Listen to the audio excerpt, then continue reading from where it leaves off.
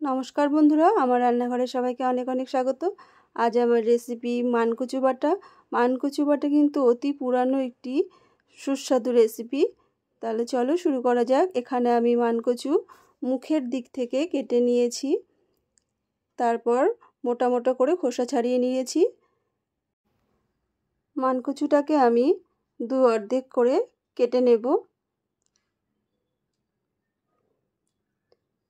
এরপর মানকচু আমি একটি বাটিতে 10 থেকে 15 মিনিটের জন্য জলে ভিজিয়ে রাখব।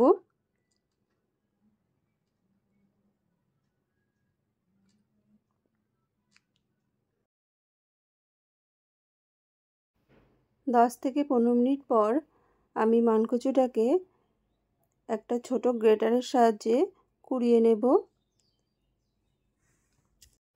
মানকচু বাটা কিন্তু দু ধরনের হয়, কাঁচা মানকচু বাটা আর সেদ্ধ করে মানকচু বাটা।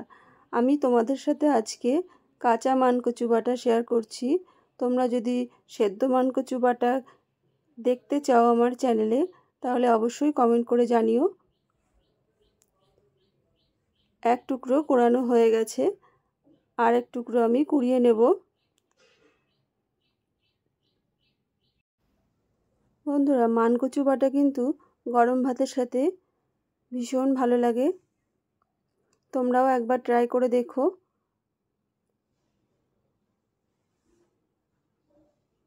তো মানকচুটা আমি এইভাবে কুড়িয়ে নিচ্ছি, এতে করে আমার বাটতে সুবিধা হবে।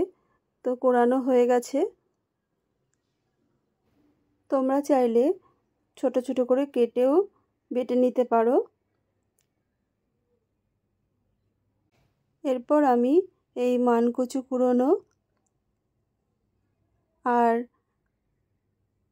মানকচু বাটার যে উপকরণগুলি সবগুলি দিয়ে বেটে নেব।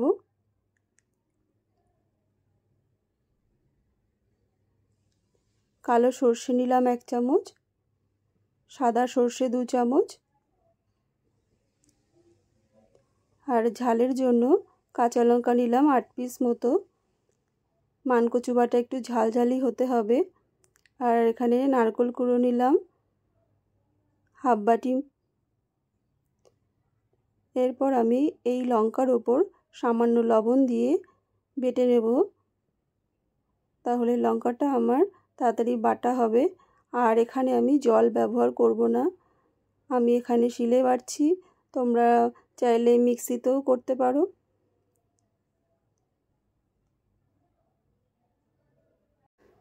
এইভাবে আমি প্রথমে নারকেল, সর্ষে, কাঁচা লঙ্কা এগুলোকে 2-3 বার বেটে নেব, তারপর মানকচু বাটবো। বন্ধুরা, আমার আজকের রেসিপি যদি তোমাদের ভালো লাগে, তাহলে অবশ্যই একটি লাইক বা কমেন্ট করে জানিও। আর আমার চ্যানেলে নতুন বন্ধু হয়ে থাকলে আমার নতুন রান্নার রেসিপি পেতে অবশ্যই চ্যানেলটি সাবস্ক্রাইব করে পাশে থাকার অনুরোধ রইল। মানকচু বাটা প্রায় আমার হয়েই এসেছে, দেখেই বুঝতে পারছো পুরো মিহি বাটা হয়ে গেছে।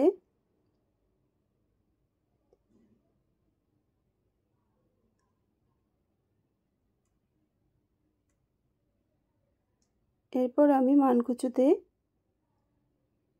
সর্ষের তেল, লবণ দিয়ে দেব। আমি আগে লঙ্কাতে অল্প লবণ দিয়েছিলাম।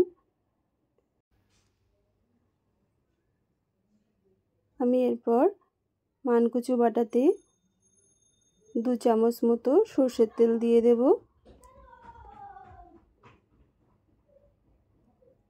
তেলটা একটু বেশি দিয়েই মাখাতে হবে, তাহলে টেস্ট ভালো আসবে।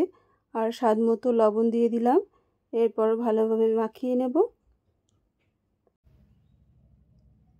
মাখানো হয়ে গেছে। এরপর আমি একটি বাটিতে তুলে উপরে সর্ষের তেল দিয়ে পরিবেশন করব। আমার আজকের রেসিপিটি শেষ পর্যন্ত দেখার জন্য অনেক অনেক ধন্যবাদ। দেখা হবে আরেকটি নতুন কোনো রান্নার ভিডিওতে। ততক্ষণে সবাই ভালো থাকবে, সুস্থ থাকবে। ধন্যবাদ।